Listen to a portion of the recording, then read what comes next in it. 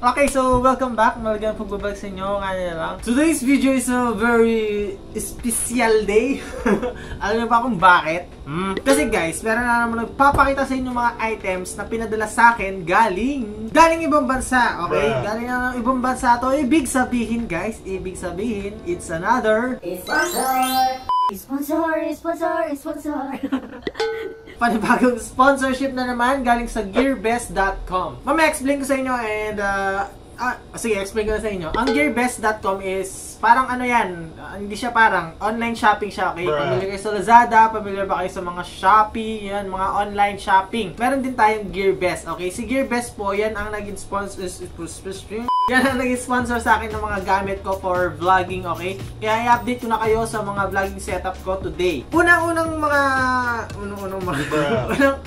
item is yung ating F-mount. Ito po yung ID pala. Actually, ito binili ko pala to. So, yan ako lang. Isisingit ko lang. F-mount po ang tawag dito. Dali, kunin ko yung box.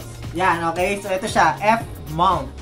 Ang sabi niya is Pro Smartphone Video Grip. So, parang nakuha lang ako ng dummy phone. Ito, dummy phone. Sa dummy phone. Para ma-setup to guys is ikakabit lang muna natin siya and then yung dito niya sa likod is deroscast. So ibig sabihin kapag sinikip natin siya, dito yan sa likod. Okay? So hindi siya yung usual mount natin or yung mobile grip natin. Hindi siya yung usual na mobile grip na ginagamit natin before. Okay, tulad nito, ito kasi yung dating yung mga old school, okay? Yung mga old school, modern na tayo. 2019 na, So ayan, ito yung dati nating mobile grip.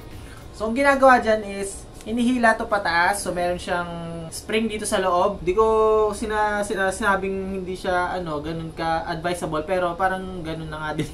Madalas siyang matatanggal dahil nga lang siya. Ayun di tawag doon.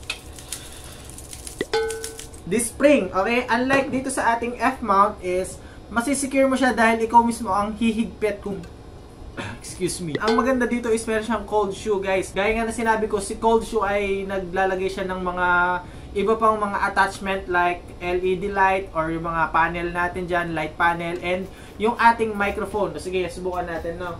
So, by the way pala, kung hindi pa nakita yung unboxing and review natin about dito kay Boya MM1, andyan sa taas, click nyo yan para mapanood nyo. So, gagawin lang natin is, kakabit natin siya, for example, yon. And then, higpitan lang natin siya using the, yung roscas dyan. So, yun lang. So, yun ang kinaganda kay F-mount. Ready to go ka na. Ayan, And by the way pala, hindi siya, hindi siya made of metal. Plastic to, okay? Plastic. And then, meron tayong handle dito para if ever na magta-travel tayo, for example, may trekking, ganon. Siyempre, higpitan natin to. Yan. Para mag-attach siya sa ating kamay. Then, hawakan natin siya dito. Yan.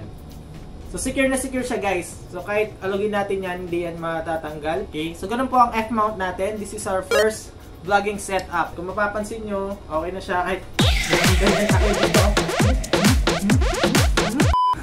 so, hindi siya matatanggal kasi nga secure siya at meron din siyang grip dito, okay? Next natin, ito, yung the rest ng mga item is from Gearbest na rin.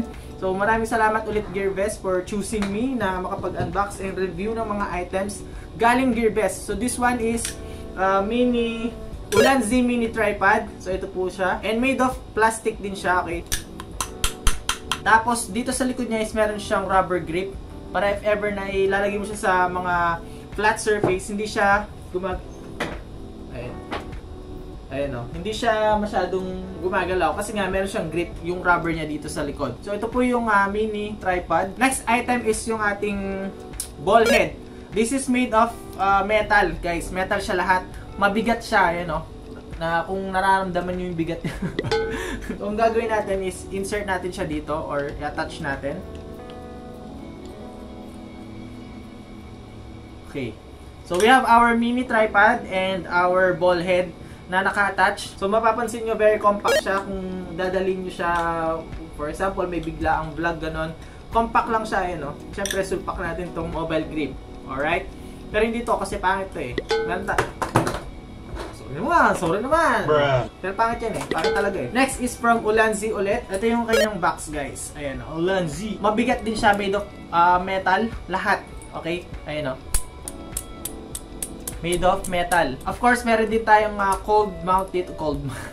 Meron din tayong cold shoe dito. Na which is very advisable kapag gagamit tayo ng external equipment like LED panel ganyan and yung ating mic. So for example, kakabit natin yung ating mic. Yan. Yun ang maganda po kay cold shoe mount. So ito na siya. Now, itong Ulanzi na to is kakabit natin siya dito sa ating mini tripod which is Ulanzi din.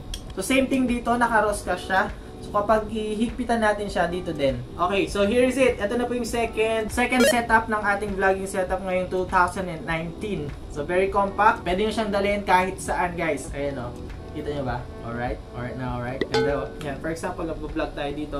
So what's up sa inyo mga nilang? Nandito po kami ngayon sa... Siyempre yung ating lens na ginagamit ko pa to last year, okay? Ito yung pinakaunang lens na nabili ko and actually hindi pala ito yung pangalawang lens na nabili ko and hanggang ngayon ginagamit ko pa rin siya kasi wala pa akong pambili ng mga magagandang tawag doon, mga wide lens. Kasi tignan niyo siya, kapag kinabit ko siyang ganyan, ayan, okay? So pag kinabit ko siyang ganyan, may mapapansin kayo mga distortion dyan sa side. Kumbaga blurry yung dito sa side niya. And yung pagkaka-wide niya is wide talaga, as in para siyang fish eye, which is ayoko na ngayon. Gusto ko yung pagka-wide niya is straight pa rin yung table natin, pero ito kasi hindi siya, kung mapapansin nyo. Next is yung ating Ulanzi flexible tripod. So ito po yun. Ulanzi din siya. Ulanzi. For phone to talaga, pero parang mas maganda siya pag ginamit mo siya sa SLR. Kasi malaki siya eh. Ayan o. And ang maganda sa kanya guys is meron siyang ball head dito. Which is wala sa ibang tripod. Okay? Okay. Ito po yung dati nating GorillaPod. Ayan, kung mapapansin nyo. Last pag na. And ginamit ko to, may 1 year na paggamit ko sa kanya. And very sensitive siya ngayon, no? So pag ginila ko yan, ayan, no? Tanggal na agad. Kasi crack na yung mga, yung attachment nila. So pero ito, matagal ko siyang ginamit, no? So 200 pesos, matagal ko na rin siyang ginamit. And ito na yung time na makapagpalit tayo ng bagong tripod. Parang mas okay na ako dito kasi mas compact siya, mas maliit tignan, and maganda tignan kasi all black. Ito yung wala sa GorillaPod is yung ball head dito. Na dito naman meron. Very useful siya kapag nagpapalit tayo ng angle. So for example, gusto natin pakubit siya. Ayan. So pwede natin gawin sa kanya. Okay? So yun po si Ulanzi tripod. Made of rubber. Ito lahat. Lahat to rubber. Tapos made of metal yung loob niya. Plastic to pero okay na siya kasi nga may ball head. Actually, meron silang binigay ulit na lapel mic sa akin. Ito yung lapel mic. So, ito yung bago, then yung luma, ito yung luma. Okay. Pakita ko lang sa inyo yung difference. Ito yung luma kong lapel mic. Tapos, ito yung bago kong lapel mic ngayon. Okay, so mas malaki po yung ngayon. Ito yung galing Gearbest. And ito yung galing kung saan man yun. Yung wire niya is braided, which is good kasi, siya, tangle free ba yung tawag doon? Basta yung buhol-buhol. Hindi siya agad nabubuhol, unlike dito is yung usual na wire. Okay, so pag gumagamit tayo ng lapel mic, kapag nakita nyo tong gamit ko to, so yun, galing Gearbest ulit yun ha, galing Gearbest, alright? And I think that's it for today's video guys.